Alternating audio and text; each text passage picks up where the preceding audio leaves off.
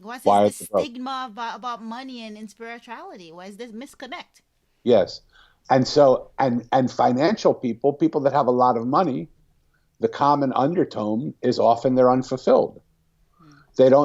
They have all this money, but they don't have the happiness that they thought it would give them. And we're working with a lot of people who are billionaires who thought that what they would do and their contribution to the world would give them the fulfillment they sought. But at the end of the day, they're still seeing that what they want from life is not in what they've done. Let's learn how our next guest gets up, dress up, and show up on purpose. Enjoy the episode.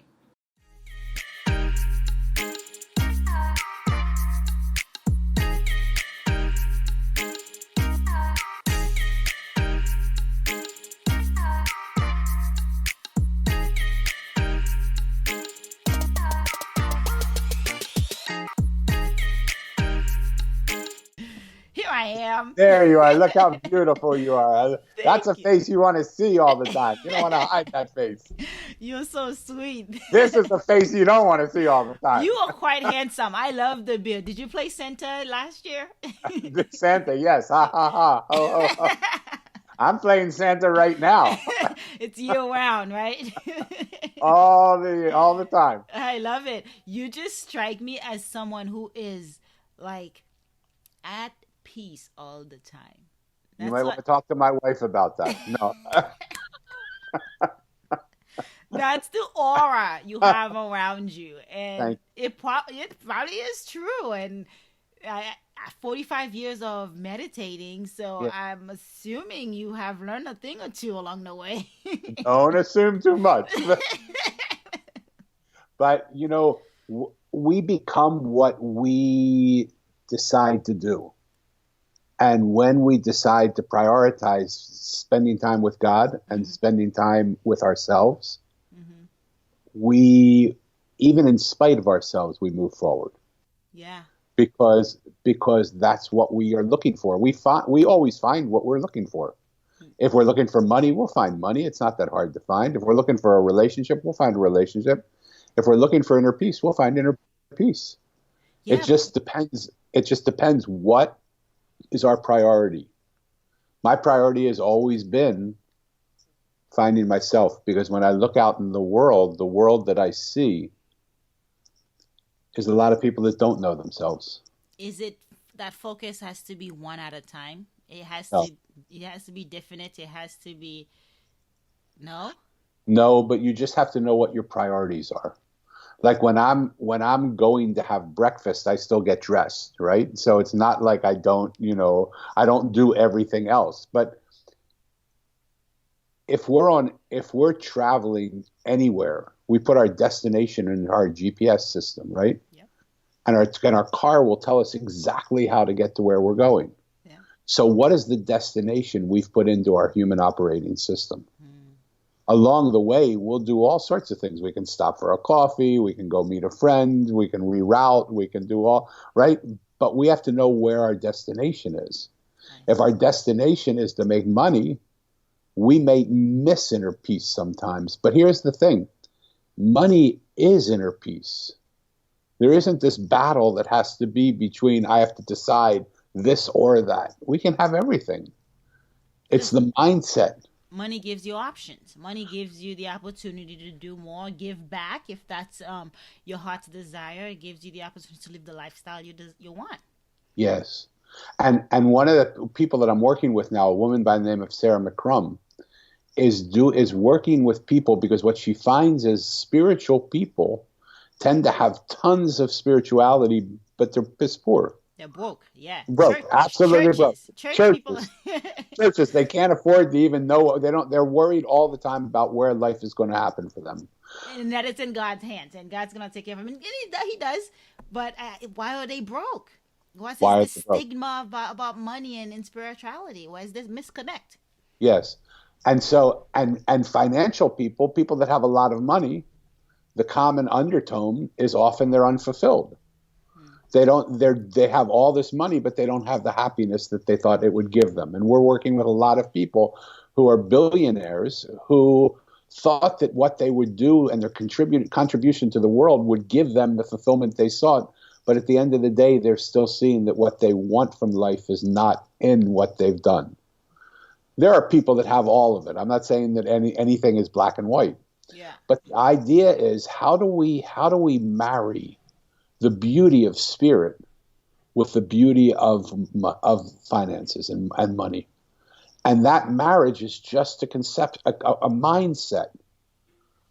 Because most of the time people think it's harder for a rich man to get to know God than to pass a camel through the eye of a needle, right? It doesn't matter what religion we were born into. We have the yoga of asceticism of the monastic says you can't have money to be spiritual, right? There's so many BS philosophies that have been put into our heads that make us believe we have to choose one thing or the other. I say choose everything. Yeah. Just screw it all. Just like anything you want, all of it. Just prioritize it, focus on it. And it's even more than anything you want, because if we want it so badly, we'll chase it and we'll never have it. But what we have to learn to do is listen to what it is that is ours. It's right in front of us. If we would stop, if we would quiet ourselves. Why do I meditate? Because it allows me to quiet the space in front of me, to wipe it clean, so that I can actually see what's there. Yeah. And you have been meditating for over 45 years. How can one quiet their mind, their space like you do? It's so easy. All we have to do is stop talking.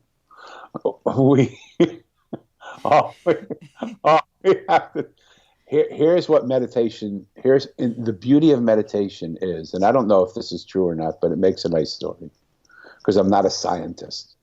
But science apparently says every time we have a thought, we have a breath. And so if we would think about that from both places, one, we can either quiet our thoughts by just saying, I'm going to stop talking so much, or we can focus in on our breath. The thing, we can go for days without food. Right.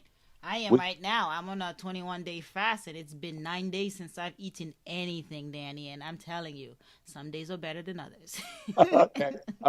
Okay. I am on day 4 of a long fast. Okay. So we're sitting in the same place. We can go a less time without liquid. We need water at some point, or else we'll dry. Our system won't work. Mm-hmm. But we can only go seconds or minutes without air. Right. But the very thing that gives us life, we don't even think about. Because the very thing that gives us life also affects the life that we have. So we can use that thing that gives us life to determine the quality of the life we have. By the way to quiet the mind is to focus in on the breath. Mm-hmm. And when we just watch the breath, we'll not try and control it, but just watch it, it brings us instantly into the present moment. It doesn't allow us to start to think about all the past. It doesn't allow us to get lost in what the future will be. It holds us in this moment of just simply watching the inhalation of the breath come in and the exhalation of the breath go out. It helps with tremendous focus too, because absolutely, you're not having all these thoughts popping up like popcorn in your head anymore.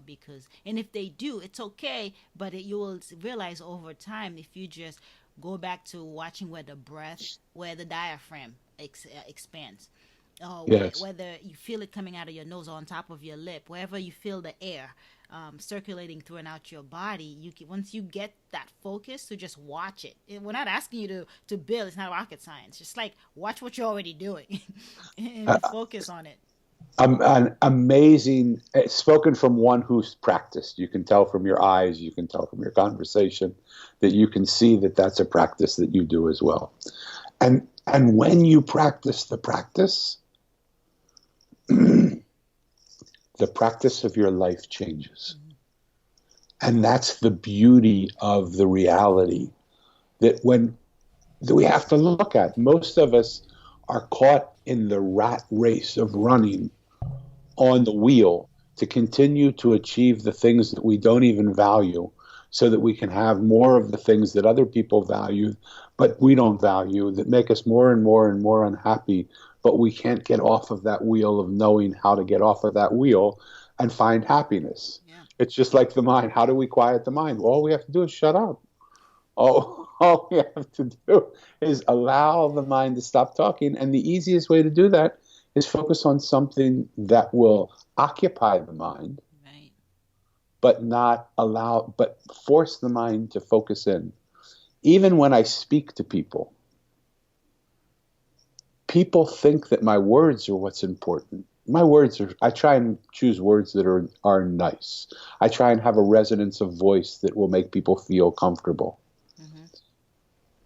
But that isn't what's happening.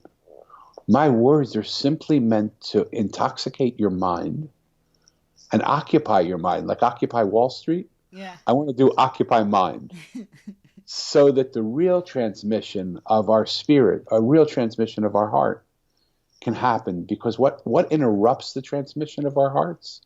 Our mind saying, oh my God, I'm scared to do that. I can't let him in. I can't do that. What's going to happen? But when we occupy the mind and give it something to think about, then the heart can do its work, and we can have a real transformative conversation. Yes, let's talk about what goes on in the mind, because Dr. Amen Allen talks about, I think his name's Danielle too. Danielle. Yeah. My Haitian Danielle, accent, I have to say Danielle instead of that's okay. I love it. instead of Danielle. It is some things my Haitian accent won't allow me to do, and some days I'm like, I love being different. Other days I'm like, come on, I just need that one word. But Dr. Amen talks about ants, automated negative thoughts that run rancid in our mind, and this is what meditation will help calm down and help you to recognize. Just observe your thoughts. Yeah. The negative, the way you're talking to yourself, the what detrimental thoughts that come up that can actually direct your actions, your behaviors. Yeah. Eh, So I would slightly adjust that or reframe that. I believe what he's saying is true, but I believe the more we watch our negative thoughts, the more we will continue to have negative thoughts. I would say, forget about what your thought process are. You don't have to figure this all out. It's right here in front of you. Just simply watch your breath. Be a neutral observer in the process of your life. Just watch it without the thought of I have to change my negative thoughts. I have to think more positive. All those are self-loathing actions that come as a result that start with the belief system of I'm not okay. It's okay to have negative thoughts. Who cares? We're human. We fall down. We want to change them. That's the point of affirmations. We want to, it's programming. It's old programming that has been installed and instilled at a young age by society, by our parents, because we were just an infant just downloading data, and we've downloaded some bad data. We've been programmed in a way that somebody said something at a young age that you're not worthy, you're not enough, you can't do this, and that carries along throughout life. And that is actually a hindrance to being fully mindful, or you need to reprogram yourself sometimes and speak to yourself as if you're talking to a loved one, as if you're talking to a lover, versus that I suck, this is terrible, won't look in the mirror. We're talking about some really deep ingrained self-loading behaviors here, thoughts. So what I always like to do, especially when I find myself having very fixed thoughts, is I always like to ask myself, what if that were not true? Like, why don't I take that thought that I'm believing right now and just move it over to the right a little bit? What would be in front of me if I stopped thinking that thoughts for a moment? Okay, I like that. I like the way you put that. Okay. And so even what you said, which I've said thousands of times, what if that were not true? What if there wasn't what if, oh yeah, we've been told so many thousands of things that have gotten into our heads that we started to believe, but we've been told so many thousand times how much we're loved and adored as well, but we just don't choose to see those because we focus in on all the things all the stories. What if all the stories were just stories? I remember being asked to write a book for the Andas in Maui. They wanted me to write their story, and I decided I was going to write a book because I said to them, "What is your story?" And they said, "We don't have a story. We want you to tell our story for us." So I took their core values and I created characters, and I asked them, "Why do people come to this hotel?" And they said, "Well, people come to Hawaii to fall in love or to renew their love." So I wrote a love story based on the core values. I created characters that fell in love with each other in this book. One of the characters was a guy that every guy dreams of being. He was the most fit. He was the most handsome. He was the best athlete. He was the best warrior. He was the most charismatic. He was, he was the person every guy wanted to be and every woman wanted to be with. And I wrote to end the chapter, and every night he went home to a different woman who each of them wanted to be with him. And they said, Danny, the story is great, but you can't end the story that way. I mean, we're a hotel. We can't have that sort of stuff going on. So I said, "Oh God, I'm so sorry. Let me change a few words." And I changed 8 or 10 words, and the story now ended. Every night, though he had the opportunity to go home with any woman he wanted, he only wanted to be with the one woman that was at his home waiting for him. And they said, "Oh my God, that's like so beautiful now. That's exactly what we want." 8 or 10 words changed your whole story. So what are the 8 or 10 words that you could tell yourself right now that would rewrite the end of your story, that would rewrite the middle of your story, that would rewrite this moment of your story? And when we listen, rather than speak, we will hear everything in the world telling us what those words are. When I wrote the Mosaic, when I wrote that book for the Andas, it took me 2 months to write that book. I thought, oh, great, I'm going to tell my story in the Mosaic. I thought it'll take a month and a half. It shouldn't take long. This is my story. I know this story. I don't have to make up the story. I don't have to create characters. I know all the characters. Yeah. It took me 3 years. Mm-hmm. And why did it take me 3 years? Because I didn't listen. I created characters, and those characters were talking to me. They were telling me what they wanted to say, and I was writing what I wanted them to say. And what happened is I would lose my files. The files would be corrupt. They wouldn't make sense. I mean, it was the most frustrating thing. I would wake up at 3 a.m. and sit and meditate and then go and look, and it was gone. And I thought, finally, after a while, I thought, what in the heck is going on here? Characters took flight. They're not happy. What were you doing? they were literally characters that I made up. I should have been able to tell them what I wanted them to say. But they were not made up characters. They were real, and they had a voice to them. And what they were telling me is, we don't want to say what you're saying. When I changed that, the book was written in a month and a half. And so what would happen if we allowed the world in? If we allowed our businesses to talk to us? We're having problems somewhere. What is our business trying to say to us? What would happen if we listened to the person that we hate the most? What would happen in our world today if a Democrat would really just sit down and listen to a Republican, and a Republican would sit down and listen to a Democrat? What would change if rather than speaking over each other, we listened to each other? And so part of what I'm about to do, May 1st, I'm setting out on a trip around the world. Nice. With the idea to listen to those that no one listens to and speak to those that no one speaks to. Wow, that's fantastic. That's a way to connect with the rest of the world. Absolutely. Because part of what I see is we have problems that exist in the world that should no longer exist. We're about to put people on Mars. Are you telling me we can't solve hunger? We are the most civilized, educated, forward-thinking world that's ever been. We can't end homelessness? Mm-hmm. I mean, we can't even find a way to get clean drinking water in Flint, Michigan? Somehow the way we're thinking is needs to change. The structures that we're living in need to change. And as Buckminster Fuller said, the thinking of today can't solve the problems of today. We have to create a new paradigm that makes the old paradigm obsolete. And the new paradigm is, instead of going to vertical thinking where people tell us, a small percentage of people tell us what we should do. They fix us, self-help, government, business leaders, all that. We listen to the world around us and ask it what it wants from our life.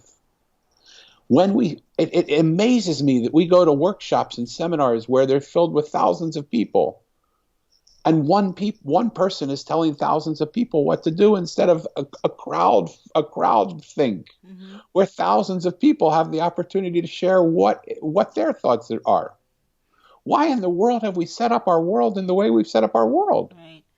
And Let's just move it to the side, just like we did those other beliefs, yeah. and see what's in front of us. Yeah. As you're listening, one thing came to mind about businesses and how governments run and businesses are run. I know you have been a director of many different companies, and you have a wealth of business experience to back you up. What I want to talk about, as you were talking, I was listening, and I thought about corporate social responsibility. You Yes. know how we can't end, why can't we end hunger and get clean water, and it actually, if businesses do this, they do charitable programs, they give back in a way, and they call it corporate social responsibility. They're helping the social, the environment, the world at large. How can companies embody that more, and how do they do it on a bigger scale? Um, I think the reason why things haven't worked as well as we want them to work is because the engagement of the ordinary people is not there. One of the goals when I wrote the Mosaic, it actually surprised me, because it's a story about a boy who loses his parents 2 years apart on the same day, and when he asks the adults where they are, they tell him they're in a place called heaven. So he, that moment, sets out in search to find a place called heaven. But the people he meets are not the rabbis and the ministers and the priests and the Sufis and the shamans and the yogis. They're the trash man and the homeless guy. They're the street worker and the artist. They're the juice man and the waitress. They're the gardener and the person standing right next to you. And when he sees them, he wonders, why am I talking to these people? Like, these people don't seem like they can show me heaven. But he realizes, I'm here with them. Why don't I just listen? Mm-hmm. And in listening to them, the person he sees when he leaves is an entirely different person than he saw when he came. Mm. We need to listen to the people that we think are insignificant. And one of the ways that I'm trying to do that is I'm initiating a program called the Mosaic Swarm. The Mosaic Swarm is the idea of coming to a reality that I've never known in my life, but it's the first three words of our Constitution in America. We the people. I've never lived in a we the people society. When we the people can take responsibility for our own situation, Mm-hmm. we the people will solve the problems. We have 8 billion voices in the world today. Right. Why are we only listening to 10 or 20 or 30 or 50 or 100 of them? The goal is to invite people into this Mosaic Swarm, to allow them to figure out what it is they want to solve, to allow them to say how we want to solve them. And the cost to be a part of the Mosaic Swarm is $1 a month. Mm-hmm. My goal is to get 1 billion members. Mm-hmm. And $1 billion a month we will then invest in the solutions that the swarm comes up with. And we have the technology behind us to coordinate that information. There's a company we're working with called Unanimous AI that allows you to come into a virtual room and have people be anonymous. So you can have a CEO of a company, a billionaire, and a homeless person all in that same room, and they each have the same influence. They have one magnet that pulls this puck in the center of the room towards a solution on one of the side around it. So it's a like a mastermind of some sort, getting all these people together to think about a solution to a particular problem. Elaborate a little more. It's a new consciousness. Remember I said Bucky Fuller said you can't solve the problems of today with the thinking of today? Mm-hmm. If you look at the way bees find a hive, they don't have the intellectual capacity individually to come up with a place to take the whole swarm of bees and decide. So they send out thousands of bees into all different directions. They come back together and they congregate, and each bee like vibrates and moves. And the more sure they are of their location, of where they think they should be, they move a little bit more. Mm-hmm. But the group decides to move together. So what these people in Unanimous AI have done is they've created a technology that allows us to come into a virtual room. They have an octagon in the room with 6 to 10 choices on it. An octagon is 8, but let's say 8 choices. In the middle of that is a puck. And then they ask the people, which solution do you want? And collectively, the group moves the puck. And you can see them disagreeing with each other. You can see one magnet over here pulling over here, another magnet over here pulling over here. But over time, what happens is they come together in a collective mind. People challenged them and said, oh, this is just BS. This doesn't really work. And they said, really, give us something you want us to test it on that is provable, that has an actual conclusion to it. They said, okay, if you're so good at what you do, tell us who's going to win the Kentucky Derby. And tell us who's going to come in first, second, third, and fourth. The chances of doing that, by the way, are 586 to 1. They said, oh, great, this is a great idea. They brought together 40 people who were horse enthusiasts. Not gamblers, not horse owners, not handicappers, not all people who like to watch occasionally horse racing. Mm-hmm. And they brought them into a room, and they had on the octagon, they had the name of each horse running in the Kentucky Derby. And they said to them, who's going to come in first? They said, before you do that, put on your list who you think is going to come in first, second, third, and fourth. The group, if you would have bet on what the group results were, $20, you would have had an $11,000 reward. Really? Here's the interesting thing. They chose every answer correctly together. Individually, on each of the 40 people's cards, not one of them chose the right answer for first, second, or fourth, and one of them chose the right answer for third. Individually, they had no idea who was going to win, but collectively, they made a decision that was right.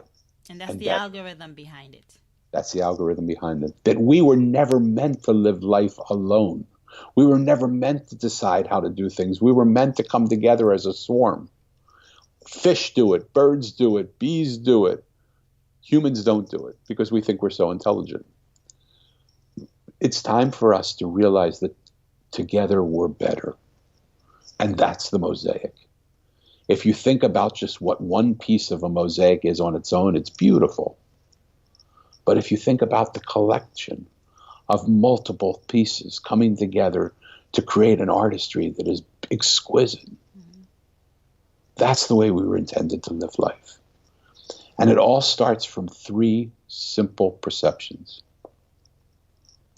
One is that we allow ourselves to realize that what we see is exactly that. It's just what we see. It is not what is. And so we become open, just like Mo did when he was talking to the homeless guy or talking to the juice man. He had an initial perception of them to be a certain person. But after talking to him, he realized the person he thought he was not at all who he was. This person was richer and deeper and had so much more to give him. Mm-hmm. The second place to go is when we decide that the world is a living, breathing thing, that animate and inanimate objects are speaking to us. That we can listen to characters in a book that you think you created that actually have a voice. And when we listen to the voice of the world around us, the world will speak to us. So when we start to listen more, if inanimate objects can talk to us, then certainly the person in our business can talk to us as well.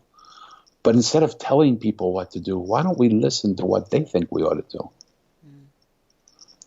And when we understand then that together we are stronger than we are on our own. Absolutely. When we understand, if you look at a mosaic's pieces are very rarely connected side to side, or all four sides connected. Sometimes they're connected just corner to corner. Sometimes the very smallest part of them is what connects them, but it's enough of the connection to make the mosaic whole. We have to focus in on where we're similar rather than on where we're different.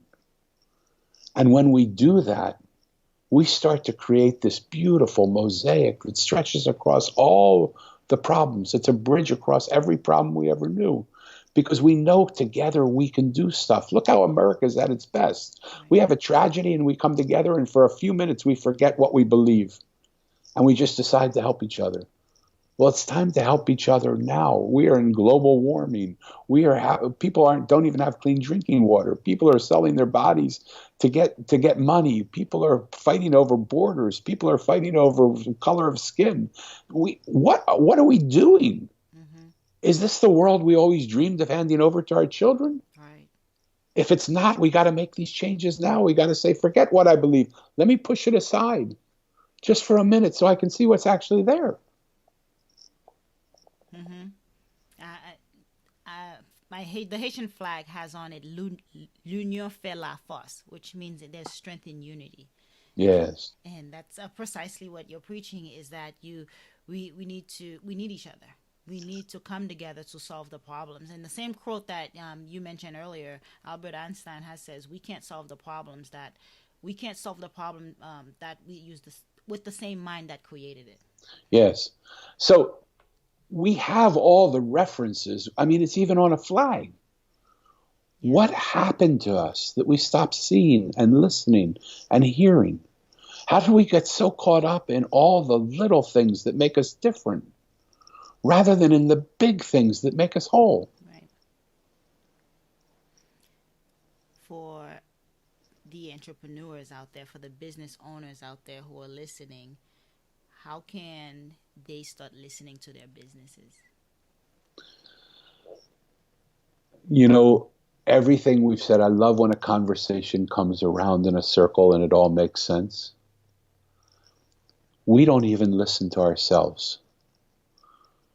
It first starts with quieting our mind down so we can actually hear what we believe, where we can actually slow things down a little. Mm-hmm. To get to know ourselves. How do people who don't know themselves know somebody else? Spend time with them. Right? Yeah. So how do we do that for ourselves? Spend time with ourselves. We don't spend time with ourselves. We spend time with ourselves watching TV, fighting with our family, isolating ourselves, doing more work. For an entrepreneur to know how to listen to other people, they have to take some time to get to know themselves and to put it in their GPS that the best leadership is a leadership that unites people together by bringing the will of the people. I'll give you a perfect case in point. I used to be in the spa industry. The massage therapists were the heart and soul of the spa industry, because people would come, they would get a massage. The spa directors and the owners of the spa wanted them to sell certain products. But the people that did the massages, they didn't like those products. They weren't ever asked, what products should we have in here to sell? What do you use? What do you love? What do you believe in? So there was this big conflict. They were told to sell what was in the store. This is what we bought. These are the companies we like. This is what. If they didn't like it, they're not going to sell it. Mm-hmm. Flat out. They're just not going to do it. The simplest solution, and we did this in a couple places, and it really worked amazing. They found their sales went from 5% of the people coming in to 85% of the people coming in. They said, you're working with people. What are the products you want us to carry in the shop? What would you be able to, with your heart and soul, tell people if they use this product, they'll feel better? You tell us what you like. Mm-hmm. And they created, each massage therapist had their own little section. Okay, so this is Danny's suggestion. So if I was your massage therapist and you were with me, you would come to where I was. They found sales skyrocketed because they listened and they worked with the people they were working with to create a sales strategy that would allow them to sell more because it was things they believed in. If I tell you to sell something you don't believe in, how much do you think you're going to sell of it? Mm-hmm. Nothing. Right. I mean, you might do on off chance. You might. What would happen to a business if we actually asked the people, from the people pushing the broom to clean the business up, to the people out in the field, to the people sitting in their offices, to the people that are communicating with the public? What do we do to grow this business exponentially? What can we push aside from what we believe right now? And if we did that, what would we see here? What would we be if I got out of the way? That's interesting. That's a different way of looking at it because as business owners and entrepreneurs, we're so focused on the need of the customer. We do surveys, we get feedback from them, we do product marketing research, we do all this stuff, but fail to come inward. Fail to Yeah, come internal, and that's the analogy. That's the metaphor here. Is with the person you go within to control the outside, and so totally. with the business, you're saying it's the same thing. So I would like to reframe your words just a little bit, because I don't think we go inside to control anything. We go inside to listen to what the outside Yeah. is saying to us. Mm-hmm. And when we hear, and it's speaking to us, it's telling us immediately how to resolve everything. We just don't listen because we do all our surveys and we think, okay, we know how, now we know what they want. We know what to do. Well, once we know what they want, then we need to go inside and say, how do we as a human being, how would I as a person go about giving them what we want? How would we as a company go about giving them what we want? Yeah. How do we bring all of our voices together to give people what they need? Right. Instead of relying on the one person telling us this is the way we're going to do it. That is the new consciousness that I'm hoping the Mosaic will bring in. That it's the end of a vertical reality. It's becoming a horizontal reality, where together we are more than we are individually. Mm-hmm. And when we build our mosaic, we will find peace, P-E-A-C-E, by peace, P-I-E-C-E. When we put all the pieces together, we will create peace. When we put all the peace, P-I-E-C-E, together, that will bring us P-E-A-C-E, that we are missing. It We're brings. missing. Go ahead. We're missing pieces in our mosaic. So of course we feel empty, and of course we feel pain, suffering comes from disconnection. Yeah, I'm thinking about a passage in Matthew that talks about the body of Christ, where every individual is a piece of that body. There you have it. I mean, why do you have to listen to me? Go to Matthew, for God's sake. But somehow we hear that, but we don't listen to it. Or we listen to it and we don't hear it. Mm-hmm. I'm not talking about secrets. I'm talking about things that are on the flag of Haiti. I'm talking about things that Matthew said. I'm talking about things that every single person wants. And look, I've had the opportunity in my life to sit in the homes of the richest people in the world as my friends, to have dinner with them, to know their parents, to know their children. And I have the opportunity to sit on street corners with the poorest of the poor and to know them, to talk to them about what goes on in their life.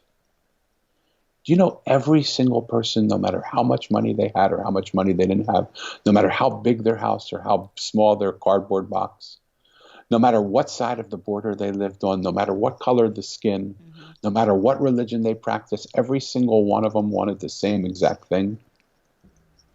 They wanted to be loved and accepted. They wanted to be listened to and heard. They wanted to be validated and appreciated. Not one of them ever told me, I need you to believe like I believe. Mm. Not one of them.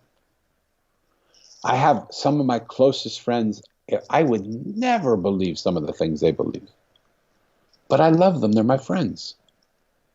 It doesn't matter to me that they disagree with me. It actually makes my life richer. Right.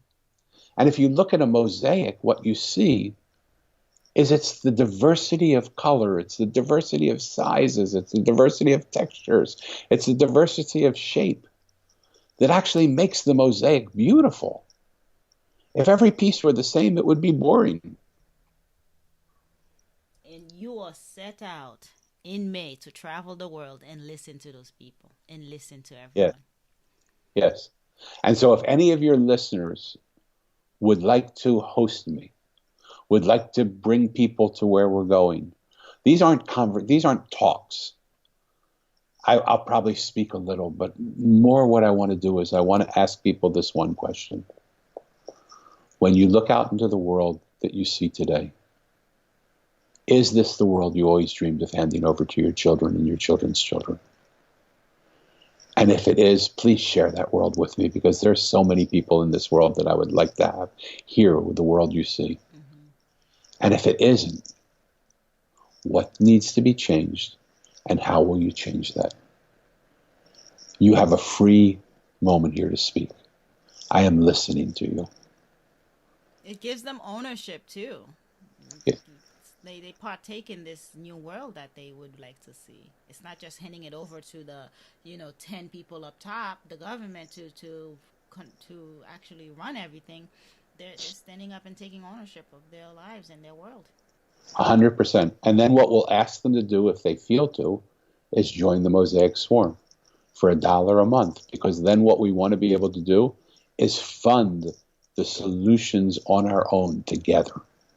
Like when we decide what it is that we want to change, just like in the spa, when the massage person decides what it is they want to sell, when we decide what cause we want to solve, when we decide how to solve it, and when we fund that solution by our $1 a month, can you imagine the joy that would come when people in this society, in this Mosaic swarm, are able to say, we solved the problem of drinking water in Flint, Michigan.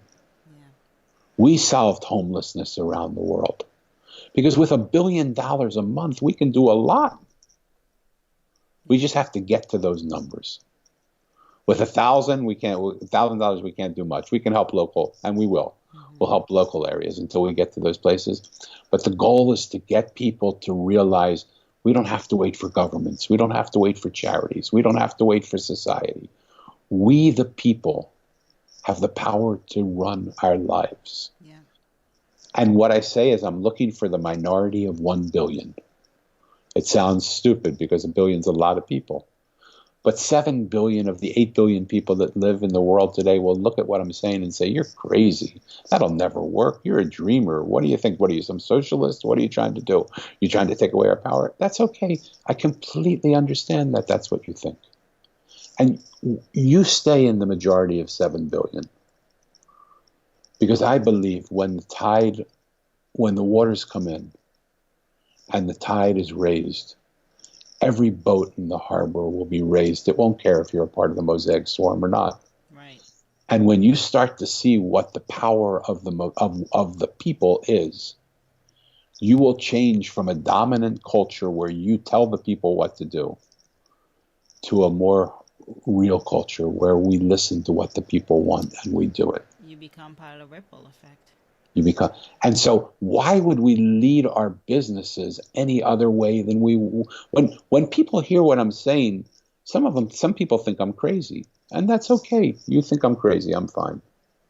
But for those people who hear what I'm saying, start to live your life that way. Start to live your life with your family, in your own business, in your own community, in the way. Start listening. Start listening and start to ask people, how do we serve you? Years back, the servant leader was the leader that was the big leader. They talked about the leader that can serve humanity. Well, that's what we're talking about. None of this is rocket science. Mm-hmm. We've just stopped doing it. And I don't understand why we've stopped doing it. It's just the momentum of doing it another way. The momentum of finding differences, finding faults, arguing with each other has become so strong that it's easier just to stand up and yell at each other. How can we find out where you'll be? How can we connect with you? You can find out I have 2 websites. One is the mosaiconline.com. The other is danielbrucelevin.com. You can email me through those websites. You can contact me. If you want to be involved in what I'm doing, I'm even happy to give you a phone number that people can call into. They can find all my social media links are there. I will keep you abreast of where I'm going. I will be podcasting. I will be blogging. I will be doing all of these things for you to just let you know from afar. And here's one thing I want to ask, because I'm only one person right now. My goal is to have multiple people like me go out on the road to do this. But we live in a virtual reality right now. I don't need to come and see you face to face for you to tell me what you think. What I would love for people to do is email me 1 minute the answer to the question. If you look at the world today, is this the world that you always dreamed of handing over to your children and your children's children? And if so, tell me in 1 minute what that world looks like. And if not, tell me what needs to change and how you would change it. The only thing I ask is that you speak without anger. And we're listening to you now. You don't need to yell. You don't need to scream. You don't need to tantrum. You don't need to fight. You don't need to attack. I am creating a platform where people are going to listen to you. So from your heart, tell me what you think, and I will start to create a mosaic of those videos that we will start to put out to people so that people can see what people believe. You can see me on the road doing it. You can see me through that. And if somebody wants to bring me to their town and someone wants to house me, put gas in my car, feed me, set up a meeting at their home or at their bookstore or their church, just let me know. I will come everywhere through time. And if I can't come, we'll figure out a way someone else can come. Yeah. How do you get up, dress up, and show up? What's your morning routine like? Oh my God. So the first thing I do, which is what I've done for 45 years, is I wake up before the world wakes up. Before there's noise in the world that I live in. I wake up at anywhere from 3 to 4:30 in the morning every morning. And I sit for a few hours. And in the quiet, when people tell me they don't have time to meditate, I remember what the Rebbe told me when I was studying to be a rabbi in Jerusalem, Israel. I said, Rebbe, I don't have time to do that. He said, what are you doing between 2 and 6 in the morning? And I said, what are you talking about? I'm sleeping. He said, well, that's the difference between how I know the lessons and you don't. I will meet you in the study hall at 2 o'clock every morning. And I said, what are you, crazy? And the first day, I didn't come, and he pounded on my door. And he said, you have an appointment with me at 2 o'clock. It's 2 o'clock. I came down in my pajamas. He said, get upstairs and put on your suit. You don't come in the study hall without your suit. You put your suit on and you come down. I want people to think that I'm pounding on their door. I want people to find the time for themselves. I want people to sit and just be able to watch their breath, to listen to what the world is trying to say to them, and then have your cup of coffee, and then have your interactions. There's nothing so important that you need to wake up at 3 o'clock in the morning to do. That's your time. You're the important thing that you need to do in that moment. Take advantage of the moments you have, rather than thinking about you don't have any moments. So what time do you go to bed then? I go to bed whenever I have to go to bed. Sometimes I go to bed at 12:30. Sometimes I go to bed at 8 o'clock. Sometimes I go to bed at 11 o'clock. When you train yourself to wake up early in the morning, it doesn't matter what time you go to bed. When you train yourself that your energy is not dependent on how much you sleep, but on how much time you spend with yourself. You find that, for me, what I found, I can't say what's going to work for anybody else. The process of meditation is a re-energization process. It's what gives me my energy. Sleep doesn't give me my energy. My process of being intoxicatingly in love with myself is what gives me my energy. I see. And And when you fall in love with a lover, do you think about how much you want to sleep? No. Or do you think about how much you want to be with your lover? Right. So how much you And want to how be do you with stay them? up so late? All right. And how much do you stand? And do you worry about how late you stay up because you can't function in the day? No, you're intoxicated. You're in love. What would happen if we fell in love with ourselves that way? Yeah. Well put. Well put, Danny. I really thoroughly enjoyed this conversation. There's a lot of nuggets here. There's a lot of yeah, you reframe my own thoughts. So Yeah. there's a lot of stuff that people can utilize to start that small shift with themselves, and then Yes. that will be a domino effect to their family, to their community, to their businesses, and into the world at large. And that's important here.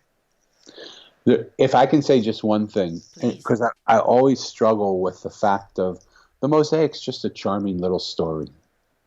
When you read it, you will feel soothed. You will cry. You'll laugh, hopefully. But things are not what they seem.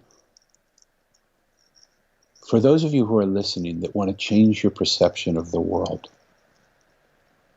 go to Amazon and get The Mosaic by Daniel Bruce Levin. Why? Not because I want the sales from Amazon. I could care less. When we put in place things that actually allow ourselves to shift the way we see the world hears that message and comes to help us and support us in that shift. The Mosaic, its purpose is to help us to see that the world we see is not the world that is. It's just the world we see. Hmm. The teacher will appear once the student is ready. 100%. And so read it and allow it to do its magic. Allow the space between the words to do the magic of communicating to your soul. And let me know what happens. Hmm. When it wrote itself through me, I never had any intention of going out on the road to listen to the people that no one listens to or see the people that no one sees. But slowly, it's the seed of the Mosaic grew within me. Hmm. How will that seed grow in you when you realize that we're all connected, we're not separate? How will that seed grow in you when you find similarities in each other rather than differences? How will that seed grow in you when you listen to the people that you're working with rather than talk to them and tell them what to do? Hmm. Allow it to happen.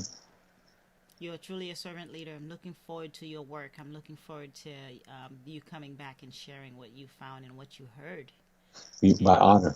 yes, and I thank you so much for coming on the show. This has been a blast. Lunid, thank you. You are special, and I thoroughly enjoyed you and your energy and your eyes and your smile. Thank you for doing the work you're doing. Hope you enjoyed today's episode. Please comment and tell us what was your favorite part, your favorite habit that you are going to try out for yourself today. Comment below. If you haven't already, be sure to subscribe. Until next time, I will see you at the top of your best morning routine ever. Stay blessed.